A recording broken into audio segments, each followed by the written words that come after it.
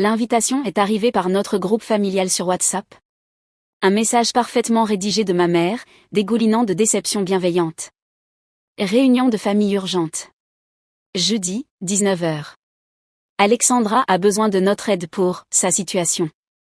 Ma situation. C'est comme ça qu'ils appellent ma décision d'abandonner mon prestigieux poste de consultante pour créer ma propre entreprise. 2 ans de pics à peine voilés, d'appels inquiets, et d'allusions à peine déguisées au vrai métier, avec de véritables avantages sociaux. J'étais assise dans ma voiture, garée devant la maison coloniale de mes parents.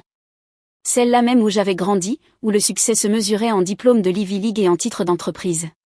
Le Range Rover de ma sœur Emma était stationné dans l'allée circulaire, juste à côté de la Mercedes de papa et de la BMW de maman.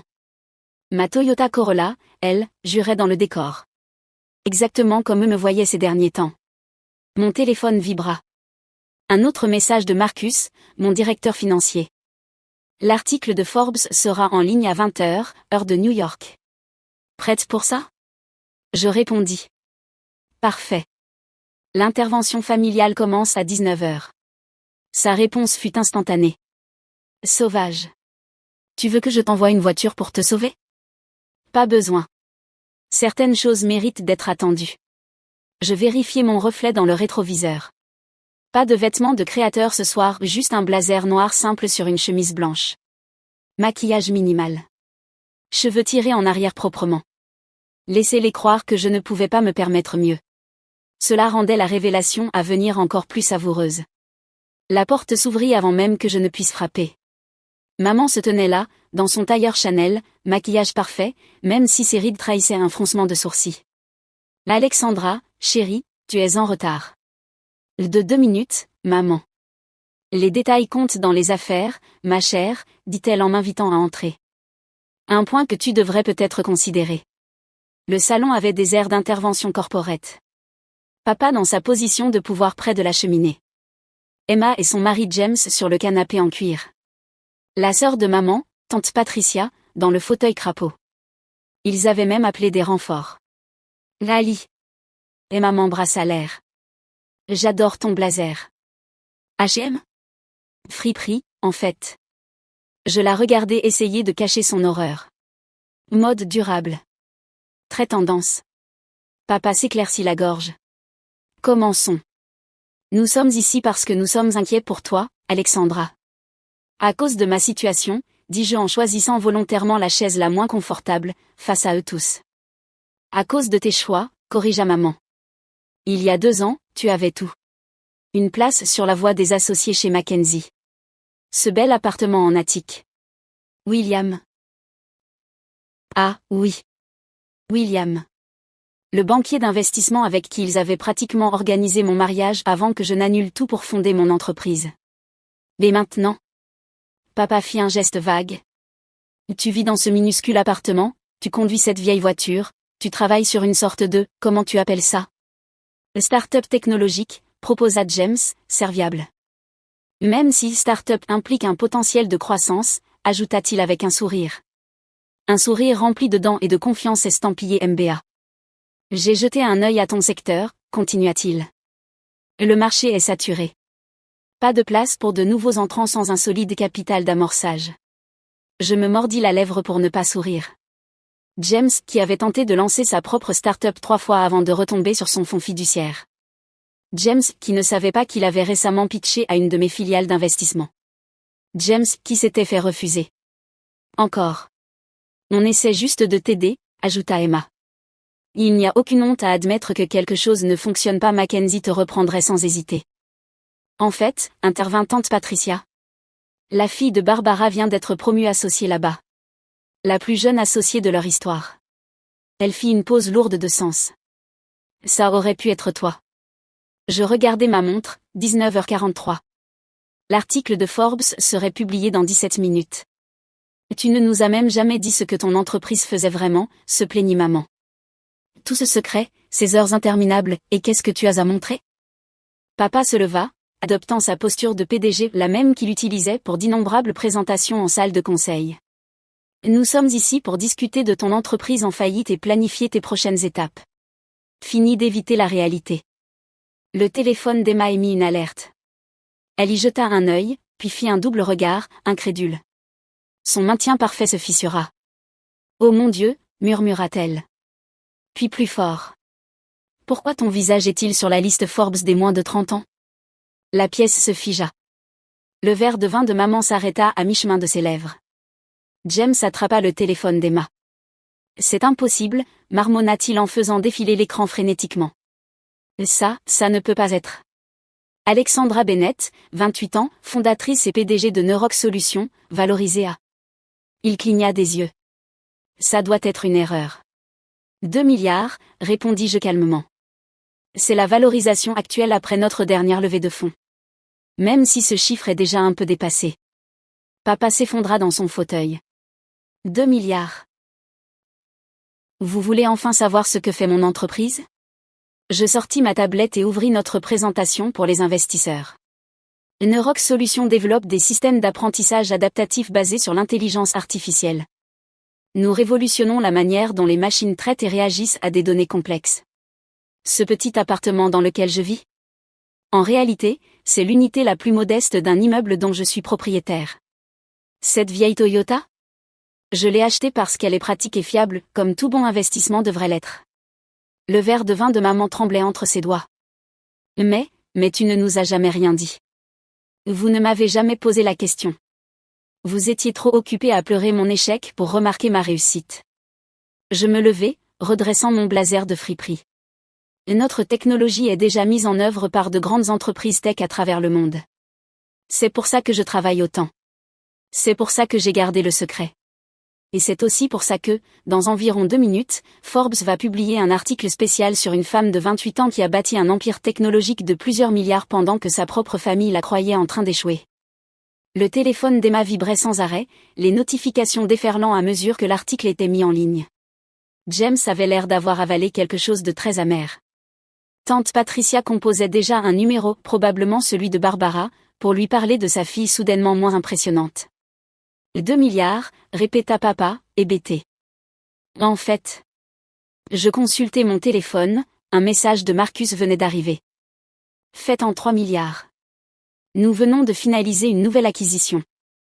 Je vous en dirai plus, mais j'ai une interview vidéo avec CNBC dans 1 heure.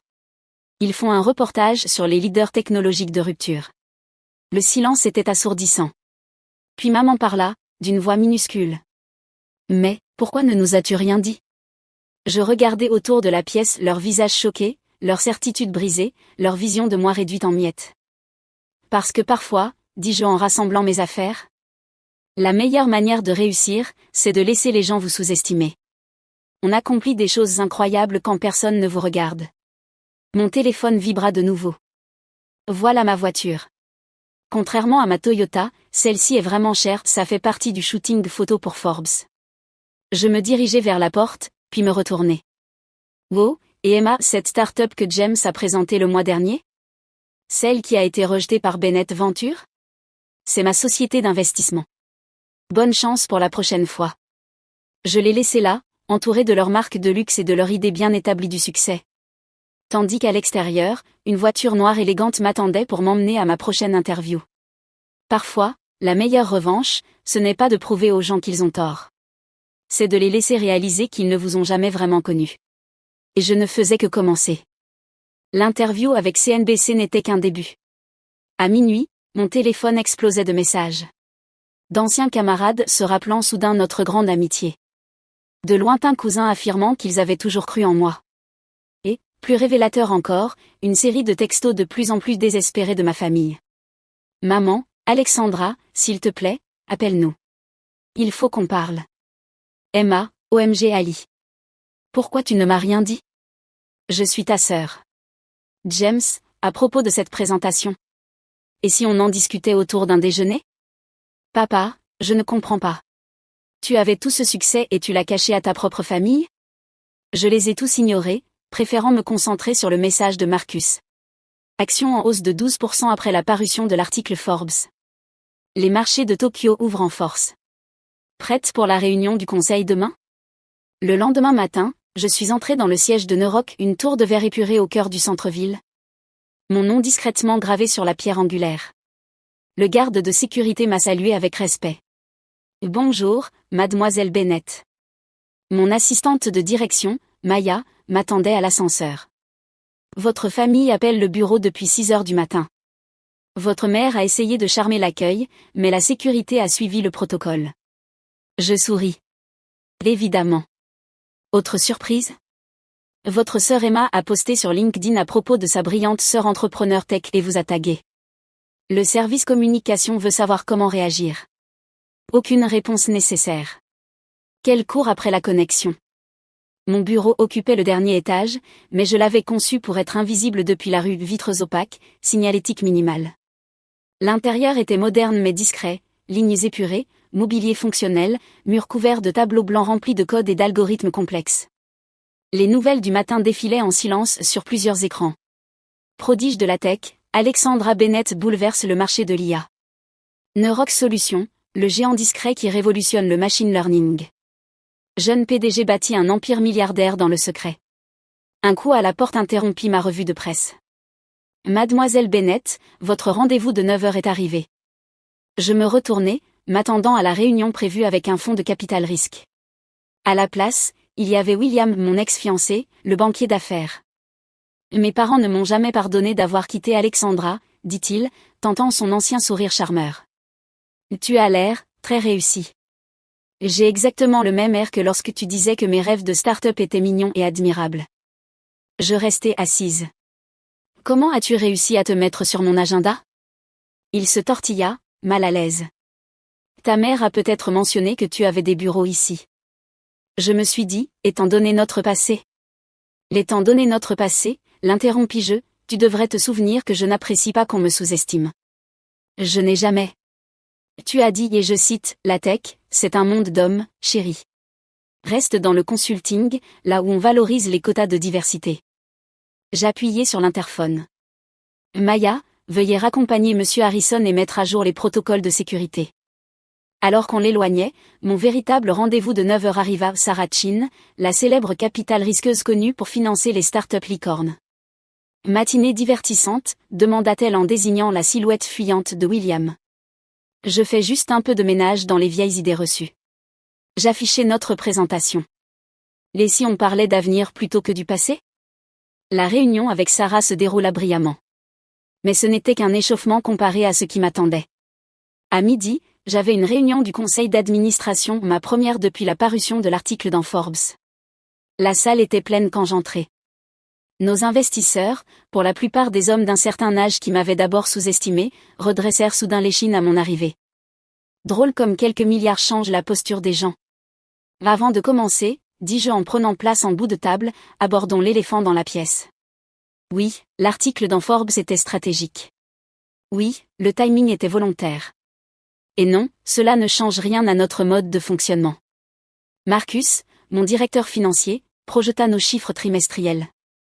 Les courbes de croissance ressemblaient à des chaînes de montagnes abruptes, impressionnantes, incontestables. Comme vous pouvez le constater, repris-je, notre décision d'opérer en mode furtif pendant que nous construisions notre base technologique a porté ses fruits. Nous ne sommes pas seulement en avance sur le marché, nous sommes le marché. L'un de nos premiers investisseurs, un homme qui m'avait un jour suggéré d'engager un PDG plus expérimenté, se racla la gorge. Les chiffres sont impressionnants. Mais cette publicité change la donne. Ta famille. Ma famille est sans rapport avec les opérations de cette entreprise. J'affichai une autre diapositive. Ce qui est pertinent, c'est notre prochain mouvement, le projet Nexus.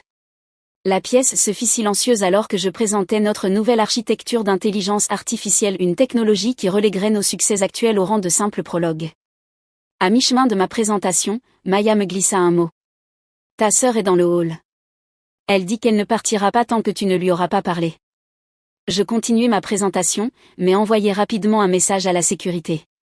5 minutes plus tard, Emma était escortée vers notre plus petite salle de réunion, celle avec les chaises inconfortables. Après la réunion du conseil, je pris le temps de relire quelques contrats avant de descendre la voir. Elle attendait depuis 2 heures. Son brushing impeccable avait un peu perdu de sa superbe. Son sac Prada était agrippé comme un bouclier. Sérieusement, Ali? Éclata-t-elle dès que j'entrai. Tu n'aurais pas pu dire à la sécurité qui j'étais? Ta propre sœur? Ils savent très bien qui tu es, répondis-je en m'asseyant. C'est justement pour ça qu'ils ont suivi le protocole. Elle se dégonfla légèrement. Maman pleure, tu sais. Papa n'est même pas allé travailler. Ils se sentent trahis. Trahis. Répétai-je en haussant un sourcil. Par quoi? Mon succès? Mon indépendance? Ou le fait qu'ils ne puissent pas s'en attribuer le mérite? Ce n'est pas ça.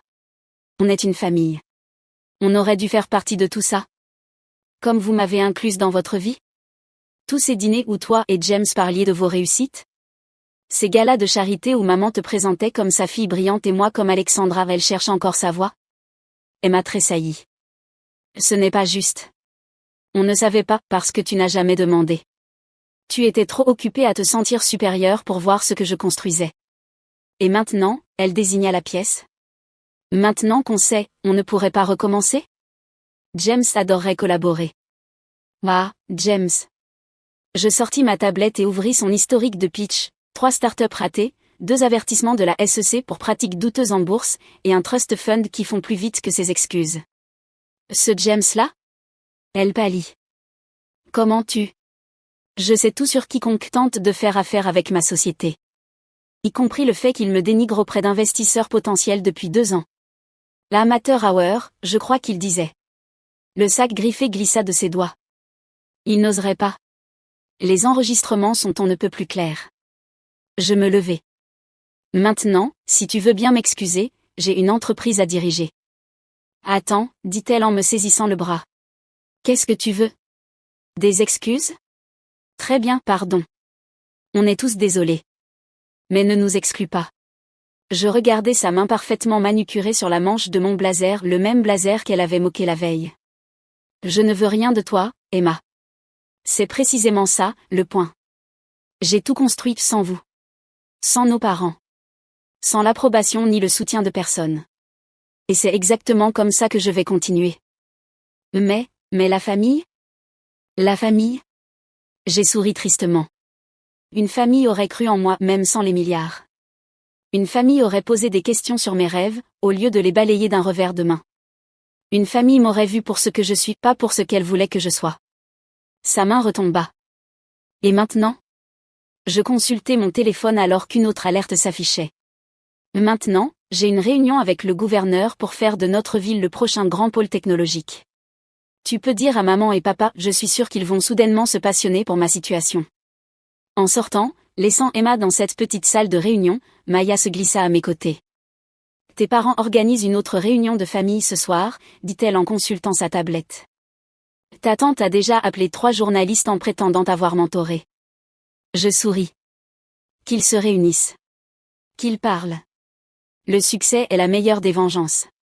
Mais le silence? Le silence est la meilleure des réponses. Les portes de l'ascenseur s'ouvrirent sur Sarah Chin, entourée d'un groupe d'investisseurs internationaux. Prête à changer le monde, demanda-t-elle. Je redressai mon blazer bon marché, sachant qu'il serait présenté dans les pages économiques de demain comme le nouveau look emblématique de la tech.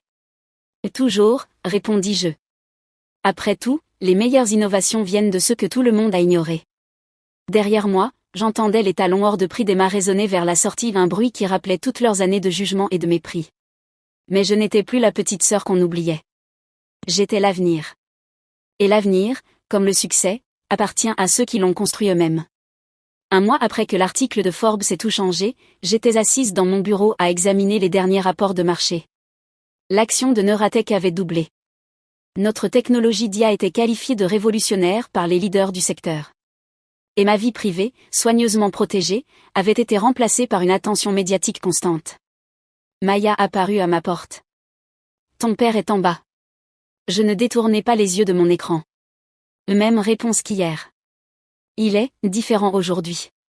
Pas de Mercedes, pas de costume de PDG. Il porte un jean. Cela me fit lever les yeux. Richard Bennett, PDG de Bennett Global Consulting, portant un jean en public? Il attend dans le hall depuis 2 heures, ajouta Maya. Juste assis là, à regarder les gens travailler. J'ouvris le flux des caméras de sécurité du hall. Il était là, mon père, semblant plus petit dans ses vêtements décontractés, tenant une vieille serviette en cuir que je ne lui avais jamais vue. Fais-le monter. En attendant, j'observais les unes encadrées sur mon mur. Neuratech annonce une percée en IA quantique. La nouvelle PDG milliardaire de la tech refuse que sa famille s'approprie son succès. Alexandra Bennett, le succès n'a pas besoin d'autorisation. La dernière venait d'une interview où j'avais enfin parlé publiquement de ma famille. Le journaliste m'avait demandé pourquoi j'avais gardé mon succès secret. Ma réponse était devenue virale. Le succès n'a pas besoin d'autorisation, ni de validation, ni d'approbation familiale. Il a juste besoin de vision et de persévérance. Papa entra discrètement, si différent de sa prestance habituelle. Il parcourut lentement mon bureau du regard, les tableaux blancs couverts d'algorithmes complexes, les indices des marchés mondiaux, la vue sur la ville qu'il croyait connaître. Ta mère continue de te mettre une assiette à table tous les jeudis soirs. Au cas où. Je lui désignai la chaise en face de mon bureau. Il s'assit, posant la vieille serviette sur ses genoux.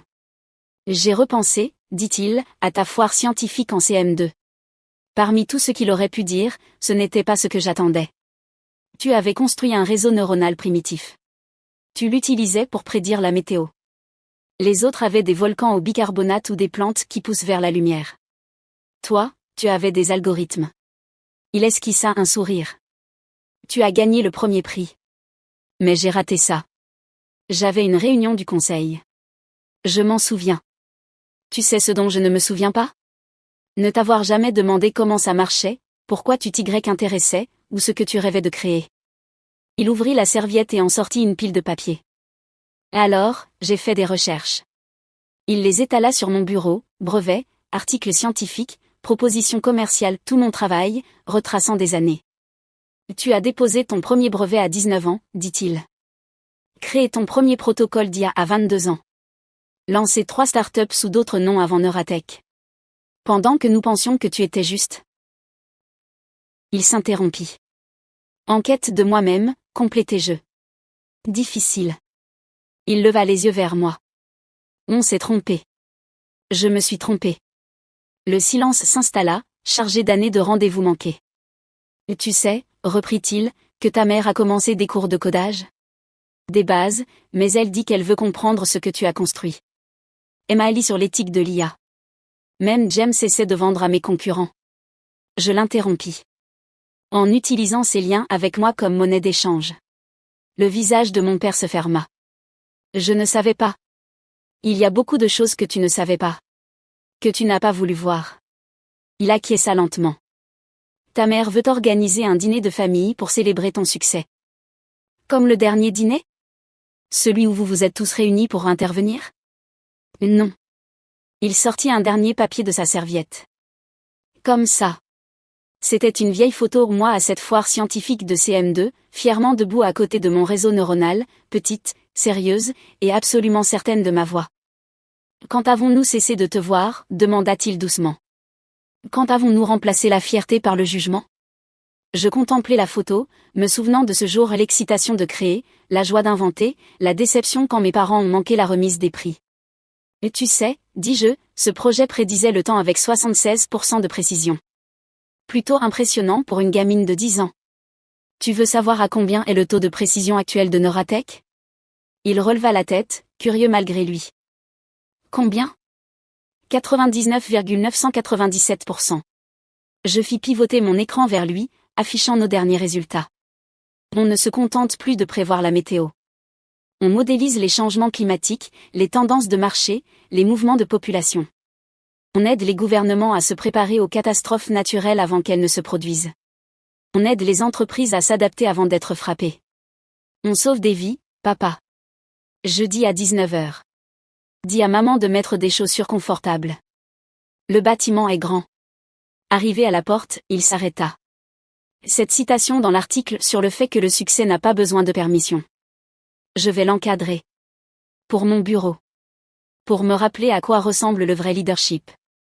Après son départ, Maya entra avec mon planning de l'après-midi et un café tout frais. Ta mère a déjà appelé 3 fois à propos de jeudi, dit-elle. Et Emma a envoyé des fleurs. Donne les fleurs, répondis-je. Et Maya libère ma soirée de jeudi. Il est temps de montrer à ma famille ce que j'ai vraiment construit.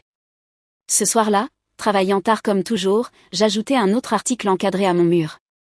Une PDG redéfinit l'entreprise familiale, le succès est le meilleur professeur. Juste en dessous, J'accrochais cette vieille photo de la foire scientifique, la petite fille au grand rêve devenue la femme qui a changé le monde de la tech. Parfois, le plus difficile dans la réussite n'est pas de bâtir un empire. C'est d'apprendre aux autres à te voir tel que tu es devenu et non comme ils t'avaient imaginé. Et alors que je regardais ma ville à travers la baie vitrée, observant les lumières scintiller dans les immeubles où ma technologie était déjà en action, je souris. Jeudi allait être intéressant. Mais cette fois, ce ne serait pas à moi de prouver quoi que ce soit. Je l'avais déjà fait. À eux, maintenant.